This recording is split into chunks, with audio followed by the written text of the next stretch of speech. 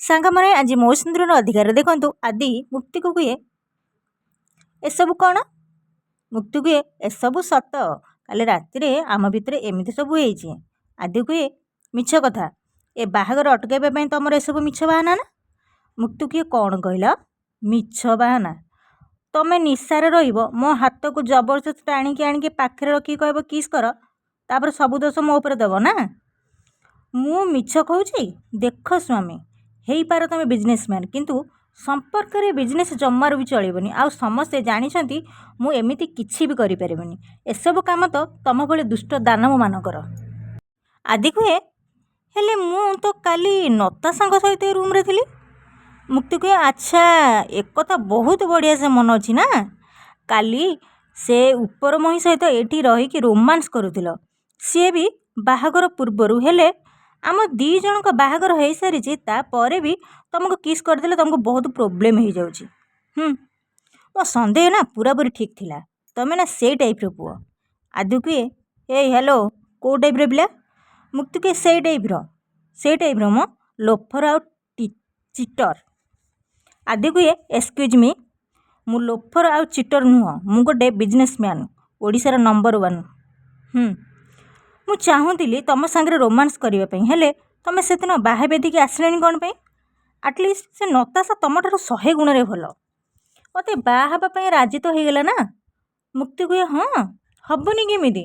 ତାକୁ କମ୍ପାନୀ ଦରକାର, ତମ ପ୍ରପର୍ଟି ଦରକାର, ଆଉ ତା ଭଉଣୀକୁ ତମ ବିଜନେସ୍ର ସାଥ୍ ଦରକାର।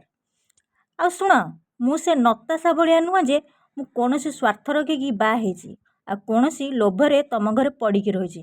ମୁଁ ତ ତମକୁ ଭଲ ପାଇ କହି ଅଟକିଯାଏ। ଆଦି ମୁକ୍ତିର କଥା ଶୁଣି ମୁକ୍ତିକୁ ଚାହେଁ, ଆଉ କୁହେ ତାହେଲେ ତମେ ଏ ଘରେ କ'ଣ ପାଇଁ ରହିଛ? ଏତେ ଇନସଲ୍ଟ ହେଲା ପରେ ବି କ'ଣ ପାଇଁ ଯାଉନ ତମେ? ତମେ କ'ଣ ମୋତେ ଭଲ? ମୁକ୍ତି କୁହେ ଭଲ ଚିନ୍ତା କରିକି ଏ ଘରେ ରହିଛି, କିଛି ଲୋକଙ୍କ ଠାରୁ ତମକୁ ବଞ୍ଚେଇବା ପାଇଁ ଏ ଘରେ ରହିଛି, କିନ୍ତୁ ତମକୁ ତ ମୋ କଥାରେ ବିଶ୍ୱାସ ନାହିଁ ନା? କିନ୍ତୁ ଶୁଣି ରଖ, ମୁକ୍ତି ନା ହାରିବା ଶିଖିନି। ଆଜି ତମର ସେ ଉପର ମହି ସହିତ ହଳଦୀ ଅଛି ନା, ଦେଖ ଚାଲ, ସେଇଠି ସବୁକିଛି ପ୍ରୁଭ୍ ହେଇଯିବ। ତାପରେ ତମେ ଜାଣିବ ଏ ମୁକ୍ତି କେବେ ବି ମିଛ କୁହେନି। ବାସ୍ ସେଇ ପର୍ଯ୍ୟନ୍ତ ନା ଟିକେ ଅପେକ୍ଷା କର, ଆଉ ଏ ନିଜର ମନକୁ ନା କଣ୍ଟ୍ରୋଲରେ ରଖ, ନା ସେ ଉପରବାଲି ନତାଶା ସହ ହଳଦୀ କରିବାକୁ ଡେଇଁକା ଚାଲିଯିବ। ଆଦି କୁହେ ଓକେ, ବୁଝିଗଲି, ତୁମେ ଜେଲସ୍ ଫିଲ୍ କରୁଛ ନା ମୋ ପାଇଁ? ମୋତେ କହ ହେ ହ୍ୟାଲୋ, ଜମା ବି ନୁହଁ, ବାସ୍ ତମକୁ ପ୍ରୁଭ୍ କରୁଛି। ନାଇଁ ଦେଖି ଆସିଲ ଟିକେ ପାଖକୁ, ଟିକେ ଜଳିବାର ବାସ୍ନା ଆସୁଛି ତ? ମୁକ୍ତି କୁହେ ବାସ୍ନା ଆସୁଛି?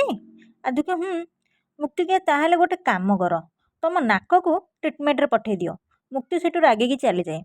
ଆଦି କୁହେ ଆରେ ଦେଖିକି ଯାଅ, ନହେଲେ ଝୁଣ୍ଟିବ। ତାପରେ ଆଦି ମନେ ମନେ ହସେ। ସାଙ୍ଗମାନେ, ଆପଣମାନେ ଯଦି ମୋ ଚ୍ୟାନେଲରେ ନୂଆ ଅଛନ୍ତି ତାହେଲେ ମୋ ଚ୍ୟାନେଲକୁ ସବସ୍କ୍ରାଇବ୍ କରିଦିଅନ୍ତୁ, ଆଉ ଛୋଟ ଲାଇକ୍ଟେ କରିଦିଅନ୍ତୁ। ଜୟ ଜଗନ୍ନାଥ।